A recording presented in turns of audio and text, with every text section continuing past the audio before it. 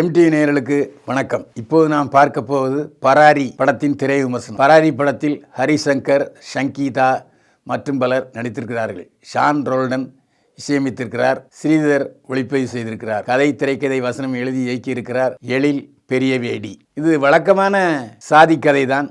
என்றாலும் கர்நாடகாவில் தமிழர்கள் எந்த அளவுக்கு அடித்து துன்புறுத்தப்படுகிறார்கள் கன்னட வெறியர்களால் என்பதையும் விளக்கும் கதை இது. ஒரு கிராமத்தில், திருவண்ணாமலை பக்கத்தில், ஹரிசங்கர் ஒடுக்கப்பட்ட சாதி, ஆதிக்க சாதியை சேர்ந்தவர் சங்கீதா.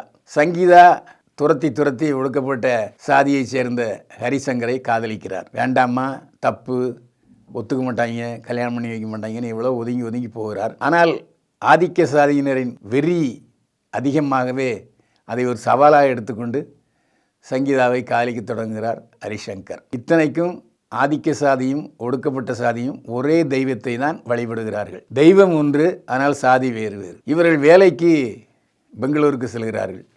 அங்கே காவிரி நதிநீர் போராட்டம் ஆரம்பிக்கிறது.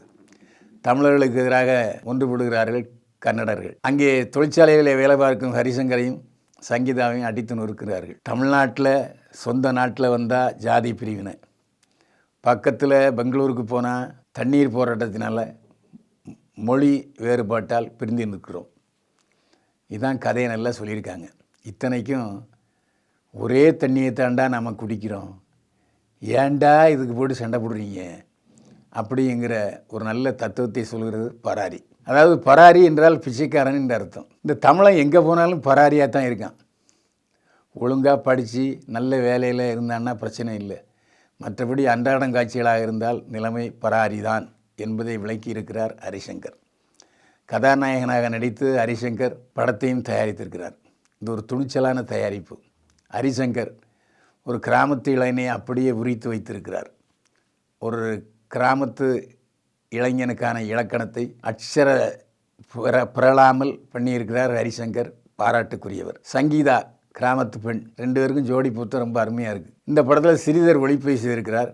கிராமத்து சூழ்நிலையும் பெங்களூர் சூழ்நிலையும் மிக அருமையாக படம் பிடித்து காட்டியிருக்கிறார்.